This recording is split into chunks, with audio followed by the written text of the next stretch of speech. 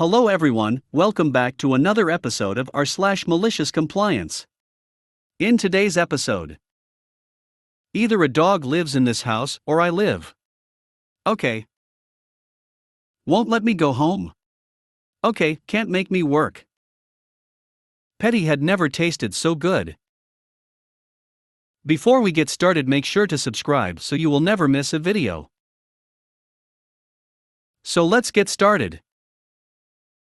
Either a dog lives in this house or I live. Okay. First time posting on this sub, not a native English speaker and on a mobile device. So this incident happened between me and my father about 11 years ago. My father used to work in sales for an international company. Due to nature of his job, our family had to relocate constantly every 2 to 3 years, sometimes even to other cities and states. Because of this, I never had a close group of friends. It wasn't a big deal initially as my sister used to live with us, and I always had someone to talk with. But when she moved out for her college studies, I started to get bored alone at home. My mother tried her best to make me not feel alone, but as you know, a teenager is rebellious by nature and wouldn't like talking about stuff happening with them to their mom. To overcome this, I suggested that we adopt a dog. Now my mother has had a pet dog before her marriage, so she was all for it, but my father was extremely against the idea. He had developed a fear of dogs since his childhood, and his stance on a pet dog was as firm as a line on a rock. We went back and forth regarding this. I explained how a dog would be a great companion for me, and it could really help me get out of the house more. I wasn't an outdoor kid, since I didn't have friends others than those in school.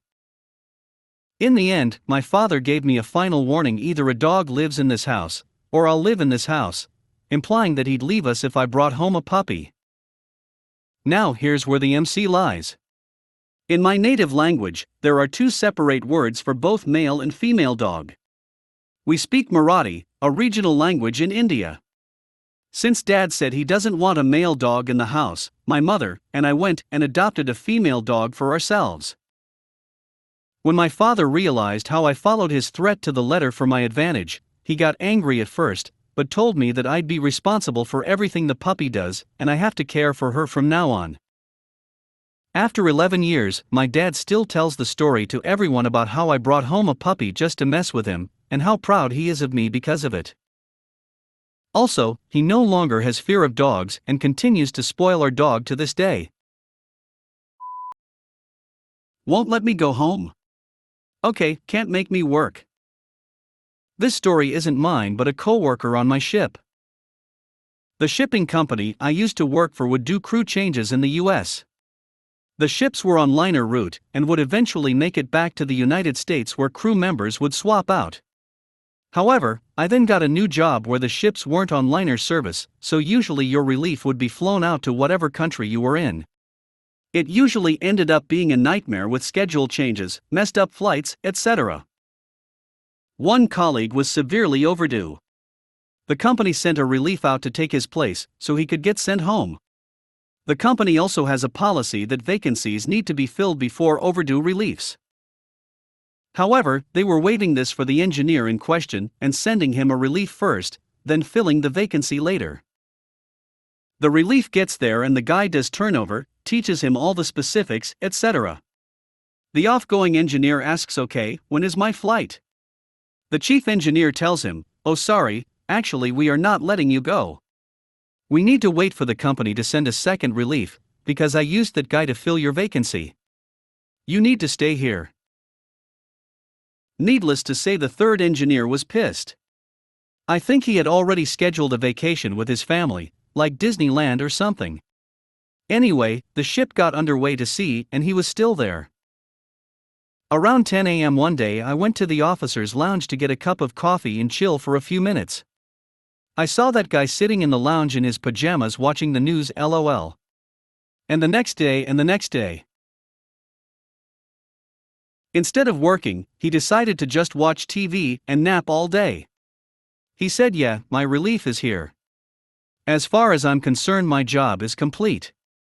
They cannot get me a flight, but they can't make me work. After a few days of this, the chief engineer actually tried to give the third engineer a disciplinary. He called him into his office and berated him. The next day, the company called the chief engineer in the middle of the night, daytime in America, and basically said, "What the F***ck are you doing? Let him go now." The disciplinary didn't go through, he got flown off in the next port, and he continued to draw overdue relief pay and salary those days he was not working. Petty had never tasted so good. So this time last year I was working at a marketing agency, and I had been working for my highly demanding client for over 1.5 years by then.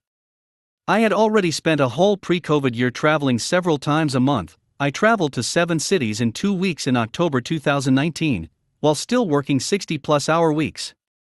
When the world shut down, I thought my workload would be a lot easier, because our overall team's workload was halted for a few months since we employed in-store brand ambassadors, and I wouldn't need to travel /plan events. I was very naive. Instead of scaling back our work when everyone else stopped working, our client wanted my team to ramp up our work by planning for the post-pomegranate world. This wouldn't have been as big of a deal if it wasn't for the fact that we all knew this was busy work, and that none of our plans were ever going to be brought to fruition. So we had spent all of the summer wasting our time, instead of taking a much-needed break, using the time for continued education or reorganizing our team structure, which we had asked for months, but we never had time for it. All this to say that by the time we had a very big product launch, all of my team was already burnt out and feeling completely demoralized.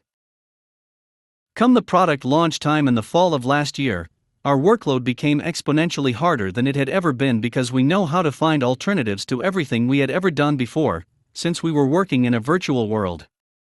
Also, around that time my already incompetent leads had decided to really not try and give all of their work to myself and my teammates because we had less work to do since we weren't traveling anymore.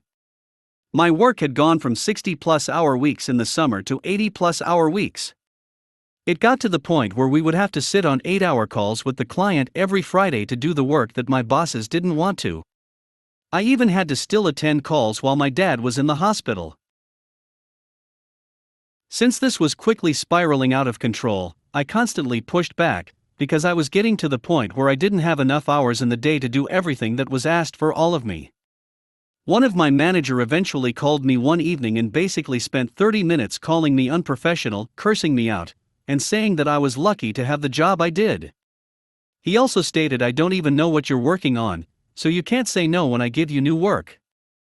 I explained to him that he was CC'd on every project request sent to me. We had meetings twice a week to talk about our workload, and I was doing his work on top of that.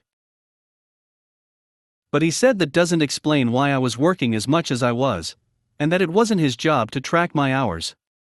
He said that if I want to be able to complain about my workload, then it was my responsibility to make sure he knew exactly what I was working on, and for how long I was working on it.